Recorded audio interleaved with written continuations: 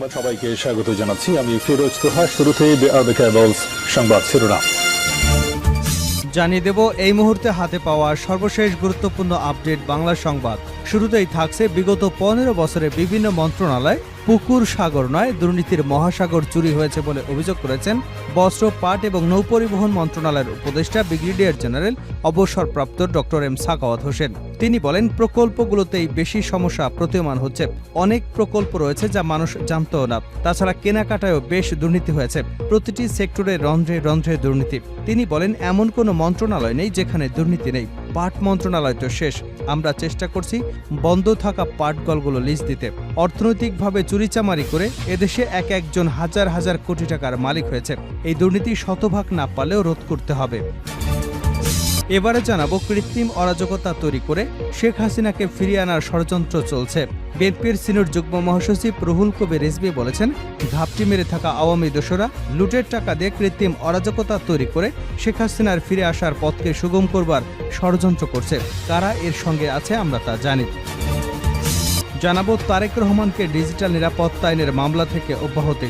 সাবেক প্রেসিডেন্ট জিয়াউর রহমানকে বাংলাদেশি জাতীয়তাবাদের জাতির পিতা ঘোষণা দেওয়ার অভিযোগে শাহবাগ থানা ডিজিটাল নিরাপত্তা আইনে দায়ের করা একটি মামলা থেকে বিএনপির ভারপ্রাপ্ত চেয়ারম্যান তারেক রহমানকে অব্যাহতি দিয়েছেন আদালত। এদিকে গুলশান থেকে অস্ত্র ও গুলি উদ্ধার। রাজধানীর গুলশান থেকে পরিত্যক্ত অবস্থায় একটি বিদেশি পিস্তল, 29 রাউন্ড গুলি এবং 38 রাউন্ড শটগানের কার্তুজ উদ্ধার করেছে ঢাকা মেট্রোপলিটন পুলিশের গুলশান থানা।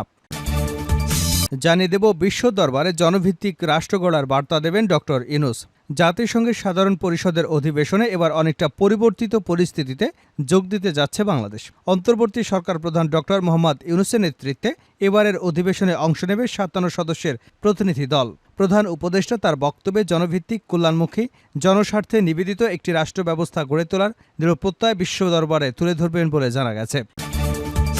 এবং সর্বশেষ জানাবো আন্তর্জাতিক সংবাদ। ইসরায়েল লেবানন হামলা, পাল্টা হামলা, শুরু হচ্ছে নতুন যুদ্ধ। লেবানন জুড়ে সম্প্রতি ওয়াকিটকি ও পেজার বিস্ফোরণে ব্যাপক হতাহতের ঘটনা ঘটেছে। এরপর বৈরুতে ইসরায়েলি হামলায় হিজবুল্লাহর একাধিক ঊর্ধ্বতন কমান্ডার সহ 37 জন নিহত হয়েছেন। প্রতিশোধ নিতে ইসরায়েলের রামাত ডেভিড ঘাঁটিতে পাল্টা হামলা চালিয়েছে হিজবুল্লাহ। ফলে লেবানন এবং ইসরায়েলের মধ্যে সর্বাত্মক যুদ্ধের আশঙ্কা সৃষ্টি হয়েছে। এতক্ষণ শিরোনাম শুনছিলেন, এবার বিস্তারিত। প্রিয় দর্শক, আপনি যদি এই চ্যানেলে নতুন হয়ে থাকেন, ভিডিওটি দেখতে দেখতে চ্যানেলটি সাবস্ক্রাইব করে আমাদের সঙ্গেই থাকুন। আর এই ভিডিও সম্পর্কে আপনি আপনার মূল্যবান মতামতটি কমেন্ট বক্সে জানিয়ে দিন। আর হ্যাঁ প্রিয় দর্শক, জানিয়ে দিন ভিডিওটি কোথা থেকে দেখছেন। দীর্ঘ 15 বছরে বিভিন্ন মন্ত্রণালয়ে মহাসাগর চুরি হয়েছে সাখাওয়াত। গত 15 বছরে বিভিন্ন মন্ত্রণালয়ে পুকুর সাগর নয় দুর্নীতির মহাসাগর চুরি হয়েছে বলে মন্তব্য করেছেন বস্ত্র, পাট এবং নৌপরিবহন মন্ত্রণালয়ের উপদেষ্টা ব্রিগেডিয়ার জেনারেল অবসরপ্রাপ্ত ডক্টর এম সাখাওয়াত হোসেন। রোববার বরিশালে বাংলাদেশ মেরিন একাডেমি পরিদর্শনকালে তিনি এ মন্তব্য করেন। সাখাওয়াত হোসেন বলেন, প্রকল্পগুলোতেই বেশি সমস্যা প্রতীয়মান হচ্ছে। অনেক প্রকল্প রয়েছে যা সাধারণ মানুষ জানেও না। তাছাড়া কেনাকাটায় রয়েছে দুর্নীতির অভিযোগ। প্রতিটি সেক্টরে রন্ধ্রে রন্ধ্রে দুর্নীতি। তিনি বলছেন, এমন মন্ত্রণালয় নেই যেখানে দুর্নীতি নেই। পাট মন্ত্রণালয় তো শেষ। আমরা চেষ্টা করছি বন্ধ থাকা পাটকলগুলো লিজ দিতে। অর্থনৈতিকভাবে চুরিচামারি করে এদেশ থেকে একজন হাজার হাজার কোটি টাকার মালিক হয়েছে। এই দুর্নীতি শতভাগ না পারলেও রোধ করতে হবে। তিনি আরও বলেন, পাহাড় অশান্ত থাকলে কেউ শান্তিতে থাকতে পারবে না। পার্বত্য অঞ্চলে যাই হোক না কেন, সাধারণ মানুষ কষ্ট পাচ্ছে। এর আগে সকাল 10টার দিকে একাডেমি ময়দানে ক্যাডেটদের সালাম গ্রহণ করেন তিনি। কৃত্রিম অরাজকতা তৈরি করে হাসিনাকে ফিরিয়ে আনার ষড়যন্ত্র চলছে রিজভী। বিএনপির সিনিয়র যুগ্ম মহাসচিব রুহুল কবির রিজভী বলেছেন, ঘাপটি মেরে থাকা আওয়ামী দোসররা লুটের টাকা দিয়ে কৃত্রিম অরাজকতা তৈরি করে শেখ হাসিনাকে ফিরে আসার পথ সুগম করবার ষড়যন্ত্র করছে। কারা এর সাথে আছেন আমরা তা জানি। রবিবার যশোর চৌরাস্তা মোড়ে স্বেচ্ছাসেবক দলের গণসমাবেশে প্রধান অতিথির বক্তব্যে তিনি এসব কথা বলেন। স্বেচ্ছাসেবক দলের সভাপতি ইঞ্জিনিয়ার রবিউল আলমের সভাপতিত্বে সমাবেশে তিনি আরও বলেন, পুলিশ প্রশাসন, বিচার বিভাগ ছিল হাসিনার জল্লাদখানা। সেই কসাইরা এখনও বিদায় নেয়নি। তারা নানাভাবে সক্রিয়, তাদের দিকে নজর রাখতে হবে। রিজভী বলেন, ভারতের কাছে কোহিনূর হীরা ছিলেন শেখ হাসিনা। এজন্য শেখ হাসিনার পতনে ভারতের মন বেদনা কমছে না।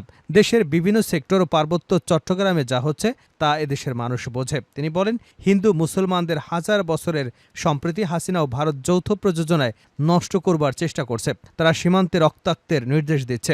অমিত শাহর উস্কানিমূলক বক্তব্য তারই প্রমাণ।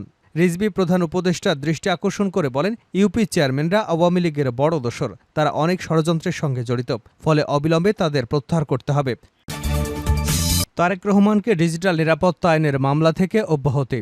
সাবেক প্রেসিডেন্ট জিয়াউর রহমানকে বাংলাদেশি জাতীয়তাবাদের জাতির পিতা ঘোষণা দেওয়ার অভিযোগে শাহবাগ থানা ডিজিটাল নিরাপত্তা আইনে দায়ের করা একটি মামলা থেকে বিএনপির ভারপ্রাপ্ত চেয়ারম্যান তারেক রহমানকে অব্যাহতি দিয়েছেন আদালত। রোববার ঢাকার সাইবার ট্রাইব্যুনালের বিচারক নূরে আলম মামলার অভিযোগ আমলে নিয়ে তাকে অব্যাহতি দেন। এর আগে গত 29শে জুলাই রাষ্ট্রপক্ষ মামলাটি পুনরায় তদন্তের আবেদন করে। এ বিষয়ে আদেশের জন্য 22শে সেপ্টেম্বর দিন ধার্য ছিল। তবে আদালত এ বিষয়ে আদেশ না দিয়ে অভিযোগপত্র আমলে না নিয়ে তাকে মামলার দায় থেকে অব্যাহতি দেন। 2021 সালের 25শে ফেব্রুয়ারি রাজধানীর শাহবাগ থানায় এই মামলা করেন ডক্টর মোহাম্মদ শহীদুল্লাহ হল শাখা ছাত্রলীগের সভাপতি জাহিদুল ইসলাম। পরে তদন্ত করে তারেক রহমানের বিরুদ্ধে আদালতে অভিযোগপত্র দেয় ডিবি পুলিশ। তবে ঢাকার সাইবার ট্রাইব্যুনাল অভিযোগপত্র গ্রহণ না করার অধিকতর তদন্তের নির্দেশনা দেন। পরে গত বছরের 2রা ডিসেম্বর মামলার তদন্ত কর্মকর্তা ডিবি পুলিশের সাইবার অ্যান্ড স্পেশাল ক্রাইম উপপরিদর্শক হাসানুজ্জামান আদালতে তারেক রহমানের বিরুদ্ধে সম্পূরক অভিযোগ দাখিল করেন। গুলশান থেকে অস্ত্র, গুলি উদ্ধার।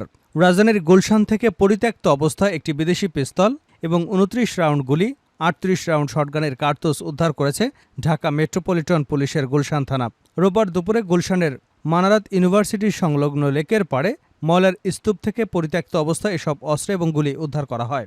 ডিএমপির মিডিয়া অ্যান্ড পাবলিক রিলেশনস বিভাগের উপকমিশনার মোহাম্মদ তালিবুর রহমান জানান, স্থানীয় সংবাদের ভিত্তিতে দুপুরে গুলশানের লেকের পাড় থেকে একটি বিদেশি Walther PPK 7.65 pistol made by Germany, 7 round 7.65 গুলি, 22 বোর 23 রাউন্ড গুলি, 38 রাউন্ড শটগানের কার্তুজ উদ্ধার করা হয়। এ ঘটনায় পরবর্তী আইনি ব্যবস্থা প্রক্রিয়াধীন রয়েছে বলেও জানিয়েছেন পুলিশের এই কর্মকর্তা। বিশ্ব দরবারে জনভিত্তিক রাষ্ট্র গড়ার বার্তা দেবেন ডক্টর মোহাম্মদ ইউনূস। জাতিসংঘের সাধারণ পরিষদের অধিবেশনে এবার অনেকটা পরিবর্তিত পরিস্থিতিতে যোগ দিচ্ছে বাংলাদেশ। অন্তর্বর্তী সরকার প্রধান ডক্টর মোহাম্মদ ইউনূসের নেতৃত্বে এবার অধিবেশনে অংশ নেবে 57 সদস্যের একটি প্রতিনিধি দল।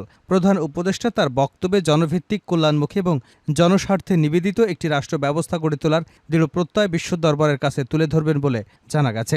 তথ্য অনুযায়ী 24শে সেপ্টেম্বর থেকে জাতিসংঘের সাধারণ পরিষদের 79তম অধিবেশনে উচ্চ পর্যায়ের বিতর্ক পর্ব শুরু হতে যাচ্ছে।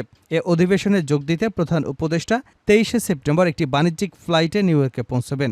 সেখানে অবস্থান করবেন 3 দিন। 27শে সেপ্টেম্বর প্রধান উপদেষ্টা জাতিসংঘ সাধারণ পরিষদে বিতর্ক পর্বে বক্তব্য রাখবেন।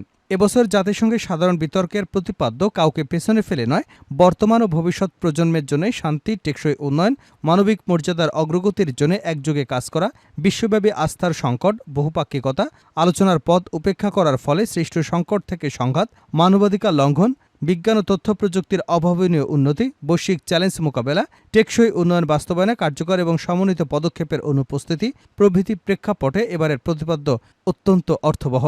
নাম প্রকাশে অনিচ্ছুক পররাষ্ট্র মন্ত্রণালয়ের এক কর্মকর্তা জানিয়েছেন, রোহিঙ্গা নিয়ে এক ধরনের সমস্যায় আমরা ভুগছি। দাতা সংস্থা আগে সহায়তা দিলেও সেটি অনেকটাই কমে গেছে, তাই তাদের জন্য যে ব্যয় হয় সেটি বড় চাপ হয়ে গেছে আমাদের সরকারের জন্য।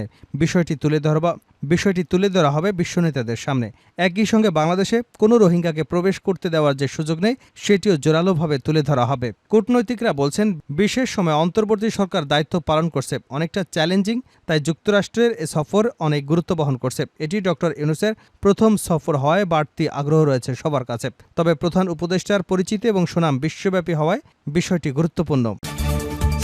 ইসরায়েল লেবানন হামলা, পাল্টা হামলা, শুরু হচ্ছে নতুন যুদ্ধ।